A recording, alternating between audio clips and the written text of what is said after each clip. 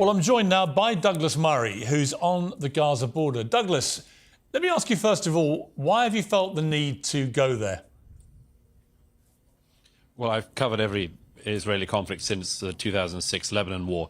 I've covered lots of other conflicts as well, and this one is obviously an incredibly important conflict. It's one that is going to be crucial not just for Israel but for the region, and I like to see these things firsthand, as you know, Piers. I do, and I've read your stuff for many years about these kind of conflicts. Let me ask you, what's your feeling on the ground there? I know you've been with some of the IDF. What is your feeling about the motivation for this war from the Israeli side? Is it revenge? Is it something different? What are you picking up? Well, it's not revenge. I mean, I think the most obvious thing is I spent part of today at the kibbutz of near Oz. This is a kibbutz right down the road from here by the Gaza border, where there are about 400 residents. 80 of them were kidnapped on the 7th of October, and another 30 to 40 were murdered. And I went through the remains of their houses, saw all the blood-spattered walls, and went through the charred remains of that village, that community. That was just one of the massacre sites. I went earlier past the massacre site of what you'll remember there was a music festival, also near the Gaza border, which was taking place where so many hundreds of young people were having a rave and then were massacred, raped, mutilated, and again kidnapped and taken through the border into Gaza. So you see the remnants of that appalling day everywhere around here. It's very hard to find a family anywhere in Israel that hasn't been directly or very closely related to the atrocities of that day. 1,400 civilians slaughtered in one day and thousands more injured is the sort of thing that will have an effect on any society. It would be roughly comparative to, say, 20,000 people being killed in our own country. So it's a massive thing. It's a massive blow in Israel. The whole nation has felt it. And of course, people know that there needs to be an answer to this. And I think you can hear behind me as I'm speaking some of that answer, the crump of artillery shells and missiles from the air, it seems. And you can see some of that rising over the border behind me. You talked about proportionality in this conflict being absurd. I've talked a lot about what is proportionate. I struggle to think of what a proportionate response is to the barbarism of those terror attacks. There is a view, and maybe you share this view, but there is a view, I think Ben Shapiro said this to me when I interviewed him, that there should be no limit on the response that Israel has. It's not about proportion. It's not about you kill one of us, we kill one of you. This is about a war specifically designed to eliminate Hamas, and they will do what it takes. Yes. Well, I mean, remember that one of the heads of Hamas said only a few days ago from the comfort of his foreign residence, because remember, the heads of Hamas don't live among their peoples. They've been made billionaires by taking in international aid for years now. But one of the heads of Hamas said the other day, we will keep doing October the 7th again and again and again. So there's a realization in Israel, I think, that this is just unlivable. You can't have a situation where you have a neighbor who won the election in 2006 after Israel withdrew from the Gaza, promptly killed their fellow Palestinians, the Fatah members in the Gaza, threw them off buildings and shot them in the back. So Hamas has been ruling Gaza for all the last 1.5 decades. It has spent all the international aid money and much more that has come into it on its own infrastructure of terror tunnels, its infrastructure of rockets and other munitions to throw at Israel, and then, of course, in enriching its leaders. The place you see behind me could be Singapore by now, and there's a reason it isn't, and it's the leadership of Hamas. And so, I think that it is something that people have to realize, that this is not a situation which is sustainable for Israel. And yes, the Israeli government is going to be doing whatever it needs to do to fulfill its objective of ridding the Gaza of Hamas. How easy or difficult a job that is another question, but it's something that is going on as we speak. But in terms of the moral quandary which I've been feeling, and it's not about Israel wanting to eliminate Hamas, I completely agree with that mission statement. And certainly there's no chance of any peace when you have a terror group in charge of Gaza in the way that they've now completely established themselves to be, with no limits and just a desire to eradicate Israel and as many Jewish people as they can kill. So let's park that to one side. I concur with the mission statement. But it is incredibly difficult, just on a human level, to see, because we know the civilian population in Gaza is half children, to see the sheer numbers of kids who are being killed by the Israeli onslaught that's come back against Hamas. What do you feel about that on a human level? What should we all be feeling about that? The first thing is, should those deaths really be attributed to the Israeli side? We saw the other day the BBC and other media reported that the people who were lying dead on the street on one of the main routes through Gaza was alleged to be a massacre carried out by Israelis. It turned out it wasn't the case at all. It was Hamas massacring Palestinians fleeing south, as the Israelis had recommended they do. So the question, in a way, that you ask, I would say there's an answer to, which is who exactly is responsible for these deaths? If you do, as Hamas does, decide to build bunkers and put rockets on them and then put hospitals on top of them, who exactly is responsible for that? Is it the Israelis and their response, or is it Hamas for doing that?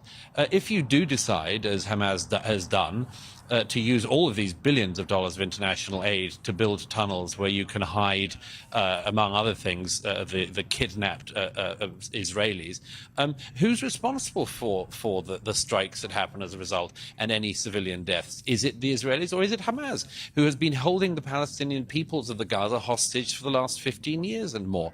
Again, I repeat this point. You know, a lot of what has been said about this seems to suggest that Hamas has no responsibility for this. You know, if you went into your neighbor's house, ransacked it, raped your neighbors, killed some of them, took others into captivity, and then somebody said, that's not on, I'm going to do something in retaliation to that, you would bear the cost of that. You'd bear the price for that. The Israelis have the right to respond to such an atrocity. And I'm rather surprised, or at least I'm not surprised in a way, I'm disappointed as ever by the number of commentators in the UK and elsewhere who always use times like this to say things like, we've got to you know, this is a time for judicious voices, this is a time for calm and much more. I do always wonder if those people would say the same or feel the same if it was a bit closer to their own home. You know, if it wasn't a kibbutz down the road, like the one I was in earlier that had been attacked, but a you know, village after village in the south of England, I don't think we'd be hearing those same voices. I think there's a very particular standard that the Israelis are held to. I think it's an unfair standard, it's an unequal standard, it's an intolerable standard for the Israelis. But when people say, you know, you've just got to sort of live with this, the Israelis quite rightly will be saying, well, we don't see quite why we do. The comparison between Hamas and the Nazis is insufficient. And sorry, there's an incoming.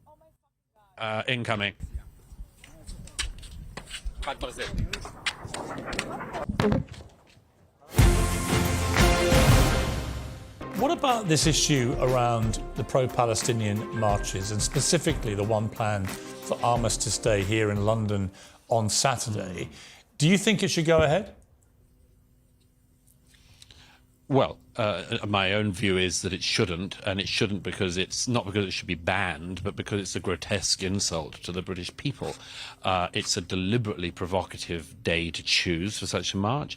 It's a deliberately provocative march. As the Telegraph showed just yesterday, around half of the organisers of the march are themselves linked with Hamas, which isn't at all surprising. We have Hamas commanders, after all, who live in London very safely, often on welfare. So, yes, I think it's an intolerable march. It's an intolerable provocation to the British public and the British government and the British police, by the way, who Saturday after Saturday have been made to put up with unbelievable taunting and abuse from the marchers. It's very clear by now, Piers, that what is happening is that every week the crowds are pushing and seeing if they can push the police further and further, harder and harder, and be more and more provocative. And they're managing to do that. But this is culminating this weekend. And here's the thing. I don't think, and I certainly read and hear, that large numbers of the British public are just not going to put up with this. The march may be diverted. But let me pick you up on that. Diverted away from Whitehall. But, right, but let me pick you up on that, because it's interesting, because you, like me, have been a very vocal, and passionate defender of free speech, and we know that includes that, that you have to accept that other people you may vehemently disagree with have a right to free speech. Christopher Hitchens, someone that you and I both admire. But this isn't this. No, I'm going to come to my question. But Christopher Hitchens said the only thing that should be upheld at all costs and without qualification is the right of free expression, because if that goes, then so do all other claims of right as well. Now, what was interesting to me, I've been on a bit of a journey this week about what I really think about this, and Nicholas Soames actually said something that really made me sit up and take notice and change my mind about it, actually. Because he's Churchill's grandson, he's a Conservative, and he said strongly yesterday that he thinks the march should be allowed to go ahead because the very freedoms that the people on Armistice Day who we honour, who gave their lives in the wars, they did so to preserve the freedoms of people like those marchers, the ones who are not being violent, the ones who are not showing pro-Hamas stuff, not sure about that they have a right to protest. Well, we'll try to single those two things out for a second. First of all, I don't regard Nicholas Soames as a sort of hereditary inheritor of the mantle of Churchill just because he happens to be his grandson. Besides what you quoted from Christopher earlier, he would never have said that right extended to supporting terror groups. I mean, we're in a total quandary in the UK, as you know, and it's a despicable quandary to be in. We host Hamas leaders. We have a former deputy prime minister of Iran living in Harrow. We've been at the centre of allowing these people to be in our country and indeed to plot terror from our country for years. So it's always a bit rich to hear the British, I think, lecturing others about being an unsound part of the international security community. As for the actual marches, look, I'm afraid that the rules on this are very, very clear.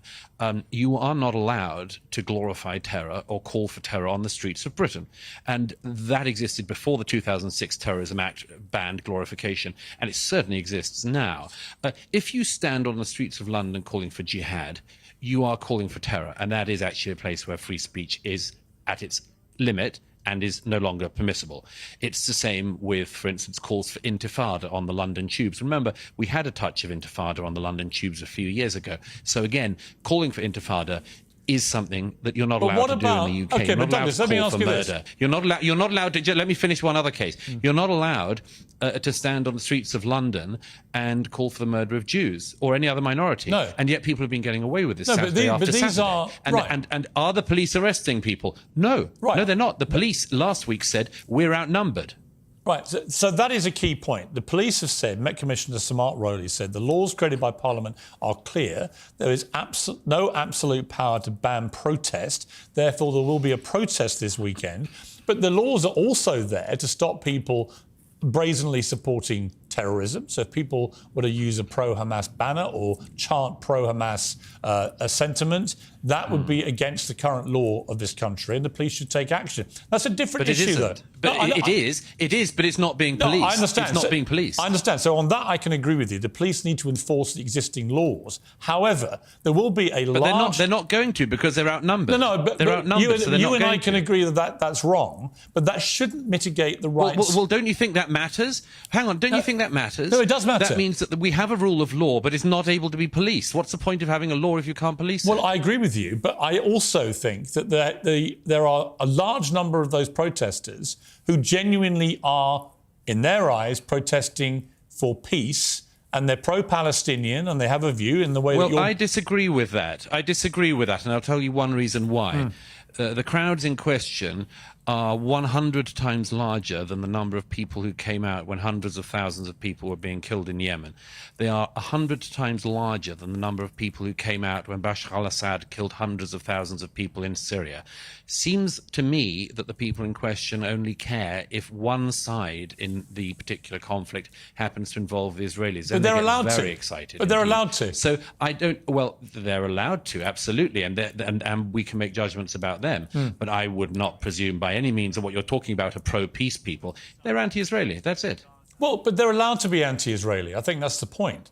they're not allowed. Sure, they're allowed to be anti. If you're allowed to be, in that case, I suppose we have to allow people to be anti-other nations as well. I mean, Britain was founded at the same. Israel, was founded in the same year, within the year of Pakistan. Maybe we should allow large protests of hundreds of thousands of people to go around the streets of London protesting that Pakistan doesn't have a right to exist or right to defend itself. Well, Maybe we should allow this. I don't think it's a good precedent whatsoever. Hang on. I don't think you have a right to say that Israel doesn't exist. If you want the extermination of all people in Israel, that is a criminal offence. However, if you are literally, as I said... Well, it doesn't seem to be a criminal offence, Piers. It doesn't seem to be a criminal offence. You and I can agree on that. I'm not disagreeing with you about...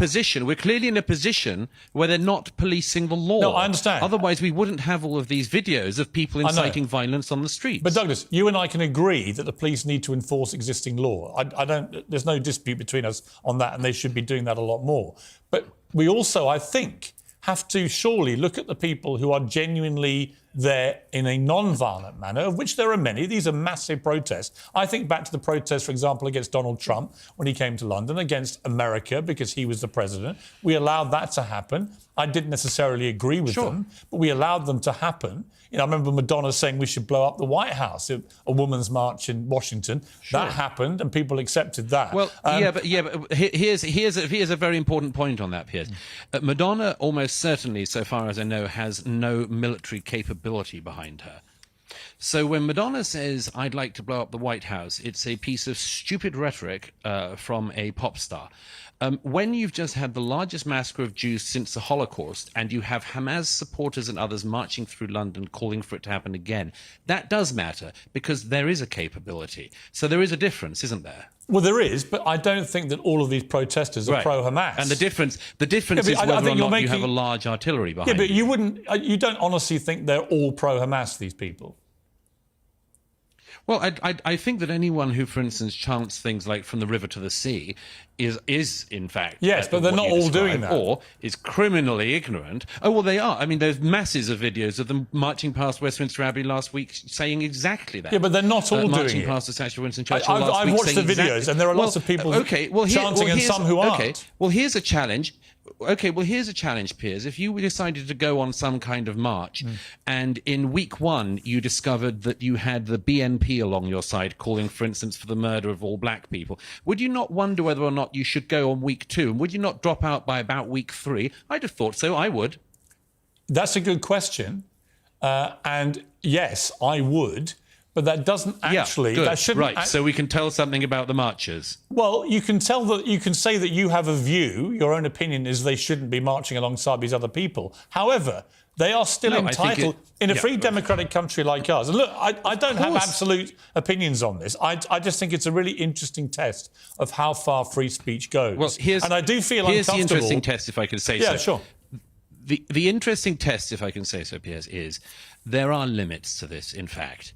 You are not allowed to glorify the murder of people on the streets of Britain. You are not allowed to be a member of a prescribed terrorist group in Britain. But I return to the point I made at the start. We allow it. I repeat, we have Hamas commanders living in the UK who take welfare in the UK and use it to commit terror. Why are they not locked up? Because we have laws that we don't pursue. Yeah. We have criminal charges that we don't use. The person in particular I'm thinking of, Mohammed Sawalha, got British citizenship. You're meant to sign a form saying you're a person of good character to become a British citizen. Can you say that somebody who was a former military commander of Hamas in the West Bank is, quote, a person of good character? I'd say not. So again, like the police, like many other people, the border control in the UK doesn't enforce the law, doesn't care to do so.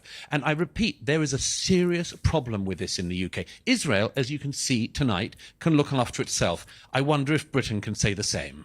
Yeah, listen, I understand that point. You've also said it will have to be counted if the march goes ahead because the British public shouldn't have to put up with it. But what does that mean in reality? You're not endorsing people to go confront them, are you? No, not at all.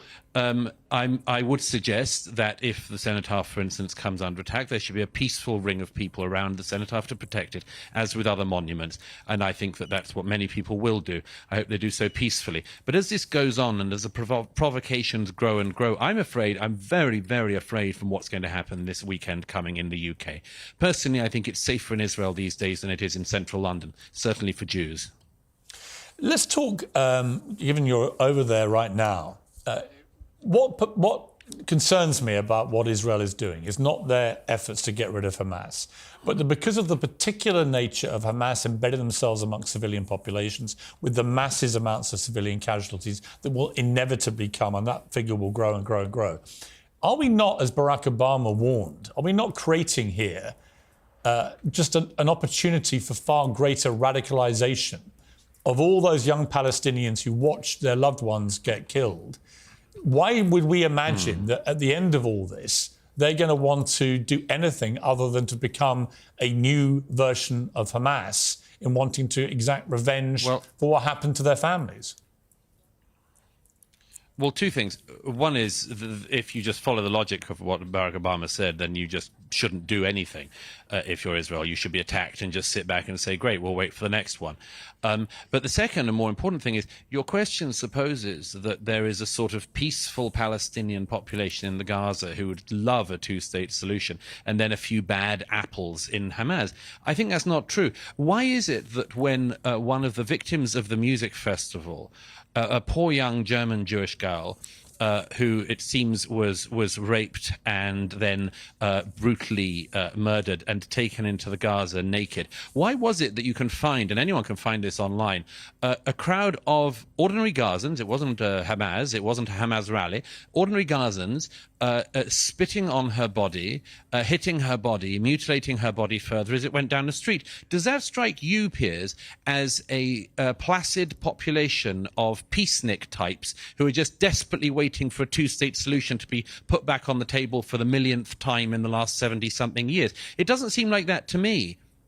No, but there are over 2 million people in Gaza, and there weren't 2 million people in that video clip. There were a few hundred. So I don't like to make... Yeah, well, a few hundred at random. A few hundred at random. And did you see anyone in it saying, hey, guys, stop. We're not meant to mutilate the bodies of girls or rape them in public? No, I didn't see that. But then what you're really articulating, correct me if I'm wrong here, but isn't what you're articulating really an endorsement of collective punishment, where you assume they're all guilty? No. And if they don't stand up to Hamas, they're also guilty. And that's where people have a problem, I think, with the moral line here, which is if you hold all the Gazans equally responsible, then is that not collective punishment, which is illegal? Well, first of all,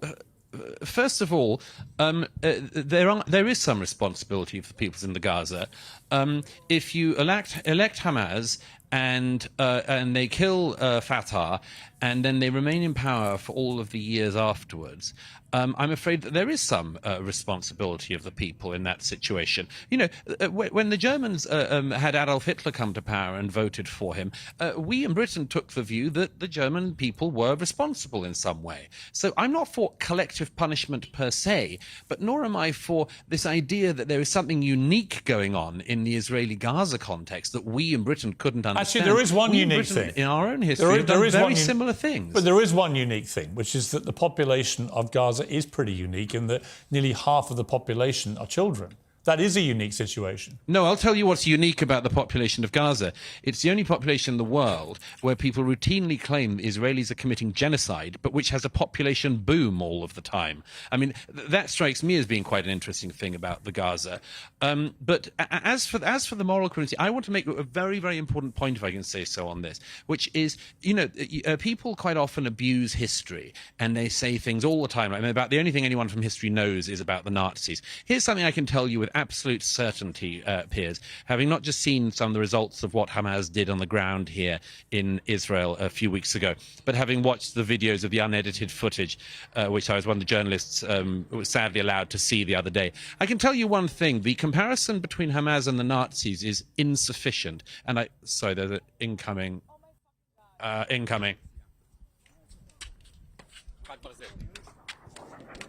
Get safe, Douglas. Come.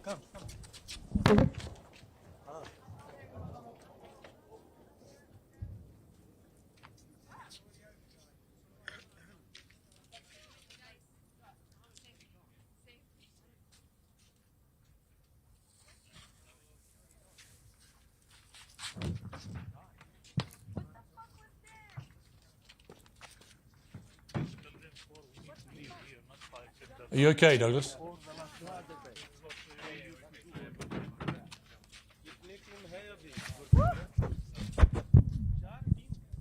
from the other direction. So, okay. Anyhow, we're okay. Are you okay? Let's just. Yeah. It's fine. Sorry, it was a rocket coming. It looked like it was just going to land on us here. Which way was that rocket coming from? Okay. Is it coming from Gaza or from Israel? Yes, it seemed to be coming from Gaza. So, yeah, it's fine. It's okay. It's been happening all day. Let me just finish this point, if I may. Before we go on, Douglas, Atman, how does that make Sure. you? How does that make you feel? What just happened there? I mean, it's I'm a little used to it. I was in Ukraine last year and was in Kherson and Odessa and Mykolaiv, and when the Russians were shelling it, so I'm a little used to it. But just if I can just finish this point, sorry, there's a lot of banging going on, but anyway, we'll keep going. Well, look, if you need to stop, Douglas, we understand. No, don't worry. If we need to stop, I'll run to the shelter, I assure you. The thing that struck me, Piers, about seeing the 7th of October footage was that even the Nazis were actually ashamed of what they did. SS battalions who spent their days shooting Jews in the back of the head and pushing them into trenches had to get very, very drunk in the evening to forget what they had done. The Nazi high command famously had to sort of get around the problem of soldier morale because the soldiers knew this wasn't exactly what their lives were meant to look like either. I tell you one very big difference. If you look at the footage, the raw footage, and I really hope people don't on a wider scale have to view what I viewed the other day, if they see it, they will see something that is at least as barbaric as what the Nazis did. But here's the difference. They did it with glee. They were deeply proud.